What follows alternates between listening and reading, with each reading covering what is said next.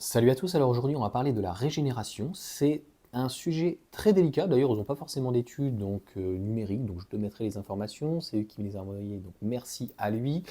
En fait, ce qui me dérange un petit peu, et je suis au départ d'accord avec eux dans la mesure où ils t'expliquent que la régénération, en fait, que tu la mets en mode B, en fait, que tu la mettes plus importante ou moins importante, ça ne change réellement rien sur la consommation ou la récupération d'énergie. Ça, c'est vrai que c'est quelque chose que j'ai pu constater. Moi, je préfère sur la Mégane, et donc c'est ce que j'ai sur la Tesla, donc de rester en standard et d'avoir la régénération la plus importante.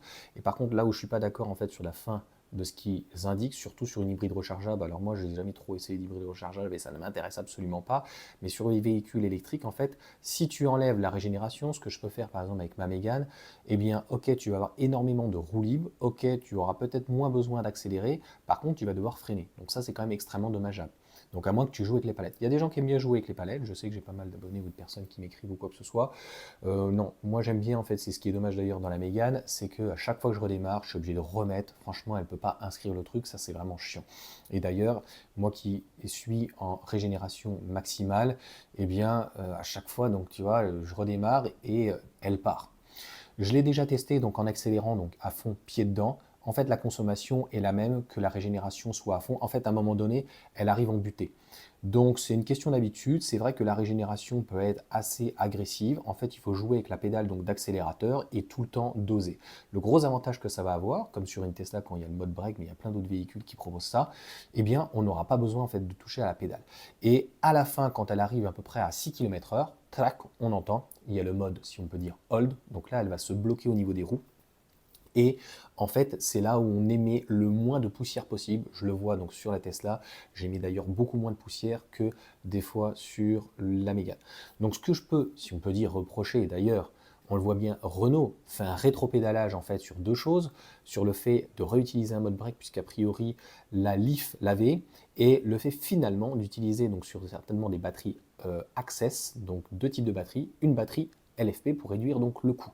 Donc s'ils le font, c'est exactement la même chose quand au début la Mégane était en option au niveau de la pompe à chaleur et après ça a été deux séries, c'est que c'est bien utile. D'ailleurs la R5, la petite batterie, donc en tout cas le véhicule accès, donc c'est lui pareil qui m'a envoyé, je suis allé voir donc sur Renault, eh bien la 40 kWh, malgré qu'elle fasse 95 chevaux au lieu de 120, eh bien l'autonomie WLTP passe de 312 km à 300 km. Et ça, c'est dû à la gestion, en fait, si on peut dire, du chauffage, mais aussi de la batterie. En fait, il n'y aura pas de pompe à chaleur et donc il y aura une moins bonne gestion. Donc preuve en est que même en WLTP, en n'ayant plus, donc en supprimant la pompe à chaleur, eh bien, on aura bien une mauvaise gestion. Bon, ça, je trouve ça extrêmement dommage pour un véhicule qui est aussi mignon de proposer 95 chevaux, pas de CCS normalement, et tout ce genre de choses, mais ça, on y reparlera dans une vidéo dédiée. Donc voilà pour ces informations. Moi, je n'ai pas de préconisation à faire. La seule chose que je peux dire, que tu joues avec les palettes ou non, que tu veuilles, on va dire, régénérer avec le frein régénératif d'une manière forte ou non, le plus important quand même, c'est d'éviter le plus possible le roue libre lorsqu'on a besoin de freiner, parce que là, dans ces cas-là, il n'y a plus d'intérêt en fait sur le véhicule électrique. Donc le seul moment où ça peut arriver, c'est sur de la batterie LFP éventuellement, notamment CATL modèle Y, c'est ce que j'ai, où on a en temps de froid, moins de régénération. Donc en fait, la batterie n'est pas en capacité de pouvoir accepter de l'énergie parce que trop froide. Et donc entre guillemets, c'est le BMS qui va gérer ça. Et malheureusement, donc cette énergie en fait est perdue. Donc en toute honnêteté, je ne sais pas comment ça se passe au niveau du BMS. En fait, c'est c'est comme en fait un barrage hydraulique, tu vois, qui aurait trop d'eau et qui lâcherait. Donc je ne sais pas comment ça se passe techniquement. Si quelqu'un le sait, mais tu peux pas tout savoir. Il y en a un dans les commentaires qui va bien réussir. Ouais, non, mais il demande à ses abonnés, lui, il est quand même culotté, hein. Je te jure. Donc en gros, si quelqu'un a cette information, de savoir donc le BMS en fait, si tu veux, va, si on peut dire, bloquer cette énergie. Je ne sais pas où elle est renvoyée, comment ça se passe, parce que c'est quand même de l'énergie et donc va la rediriger ailleurs au lieu de rediriger donc cette marche arrière, si on peut dire, enfin, l'inverse donc de l'énergie.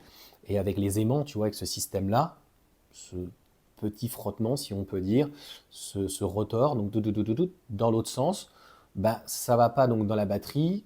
Je suppose que ça doit aller quelque part, il doit y avoir un système qui doit gérer donc cette partie-là, et on le constate bien, c'est-à-dire qu'à la levée de pédale sur notamment le modèle Y, eh bien, tu n'as aucun freinage et tu es en roue libre comme un véhicule thermique.